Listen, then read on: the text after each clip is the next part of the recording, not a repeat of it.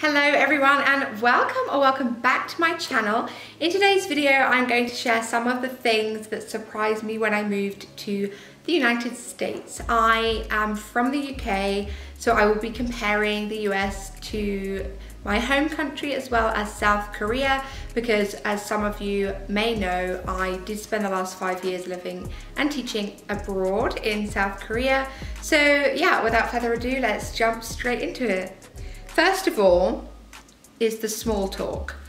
Because in Korea I didn't speak Korean fluently, and there's this kind of shyness that Koreans have about speaking English to foreigners, that I never really encountered much small talk. Occasionally people would ask me where I'm from or what I'm doing in Korea, but it was a brief conversation. In America, or at least Colorado, everyone wants to talk to me all the time. If it's someone that I encounter when I'm walking the dogs, or if I'm checking out at Safeway, or wherever I happen to be, I seem to end up having these very lengthy conversations with people and I find out their entire life history, and that's just something I've had to get used to here. Sarcasm is not always understood here.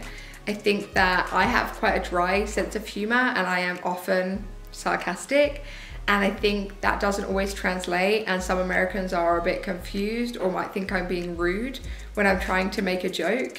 And so, like, sometimes I would just say something that's, I guess, not even that funny, but I mean it in a playful way and it's just misunderstood. Like, a lot of times people would ask me, like, what am I doing? And I would say, I'm fun employed, because, you know, I can't work at the moment. I don't have a visa to work, so I'm unemployed. But I would say fun employed to, you know, make light of my unemployment. And Americans would look at me like, you're what? What? What? And Dane would say to me, stop telling people you're fun employed. They don't get it.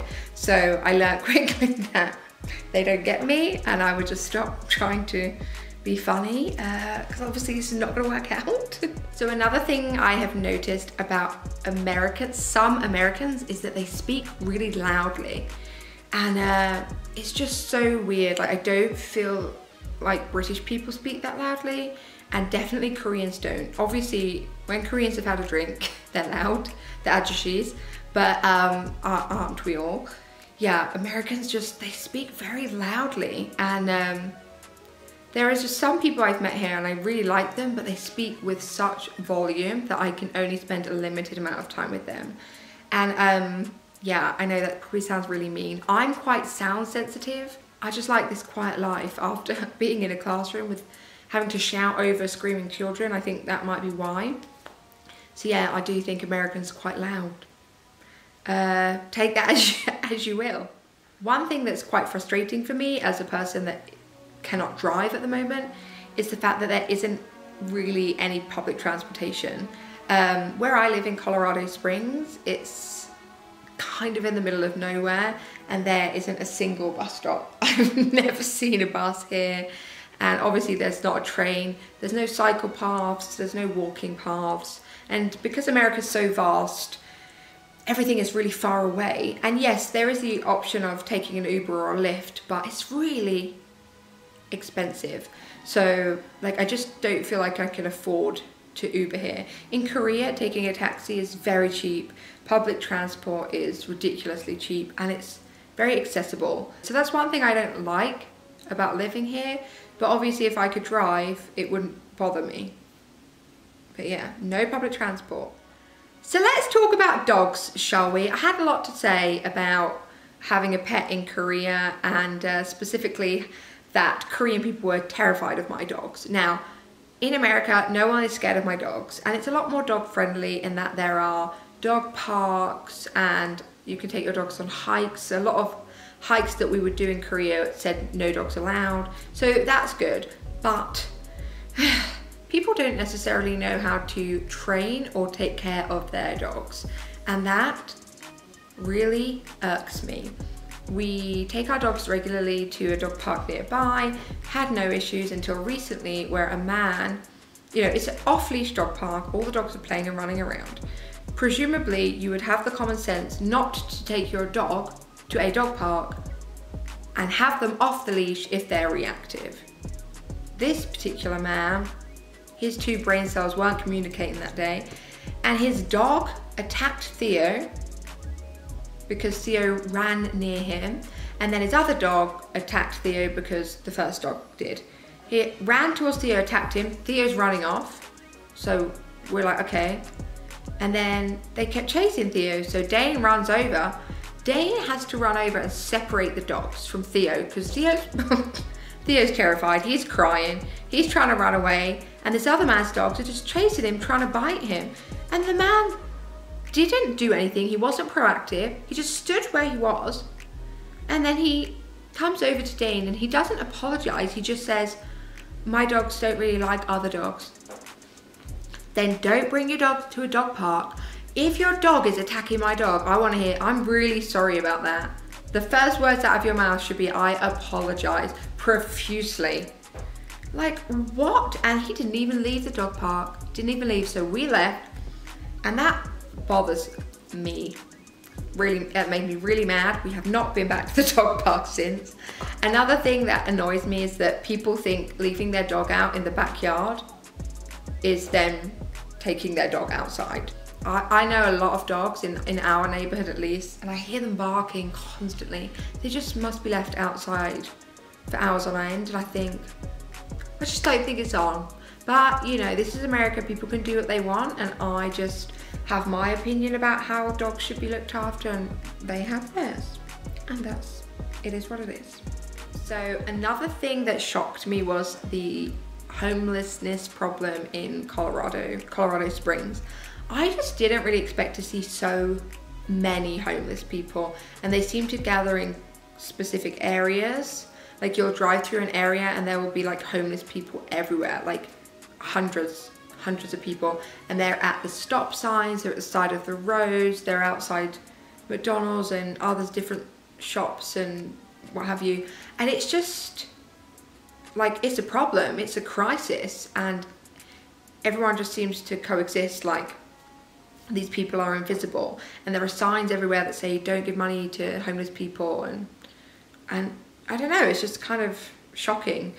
In Seoul, in South Korea, I would see homeless people, yes, but not very many. Like, I'd maybe see one or two when I'd go out. Oftentimes they'd be in the subway, like walking through the carriages asking for money. And then in England, I mean, yeah, if I went to London or somewhere, I'd see homeless people, but where I live particularly, there weren't any homeless people. And yeah, if I went to a town or a city nearby, I'd see a handful, but not like crowds of them. So that's something that was a big culture shock for me moving here. So let's talk about the cost of education. Oh my goodness. So Dana and I were discussing like what I'm gonna do in terms of my career, moving forward with my life. And obviously, as we all know, I don't want to teach anymore. So I had a look at doing some courses at the local community college, and I was flabbergasted by how much it cost to study at a community college. The community college is like the cheapest option here, and I mean, it was thousands and thousands and thousands just to do the prerequisites for the course. I was just shocked and appalled, and I think, how do people afford to go to university here? Like, how do people afford education? Needless to say, I didn't enroll in any courses. But if I was to study again, I would probably go to a community college because it's the cheapest option. It's definitely not cheap, but yeah, I was not impressed by that. Okay, now let's talk about this issue, which drives me crazy, and my husband thinks it's hilarious. But let me just quickly tell you, people be driving cars that should not be driven in Colorado Springs. I see cars missing what I would assume to be quite integral parts of the car, like doors, windows, the front bumper, the whole front of the car is gone. I saw a car yesterday held together with duct tape, and I'm like, how is that legal that you are driving that around and no one's getting pulled over? And I see it every time we go out. I see multiple cars in various states of disarray. And Dan always says, you know, people can't afford to fix their cars. What do you mean? You can't afford to fix your car? You should take the bus. Oh, well, there are no buses, but you know, in England, you would get pulled over for that immediately. And yeah, I'm just always horrified when I see these people. But yeah, I guess like if you can't afford it, you can't afford it. And if people don't enforce that as a law, like the car doesn't need to be roadworthy to be driven, then this is America. Do what you want. Okay, so I feel like I've rambled on for long enough, so I'm gonna leave the video here. Let me know if you have also experienced any culture shock moving to a new country, and if you can relate to anything I've talked about in this video. As always, like, subscribe, and I'll see you in the next one. Bye.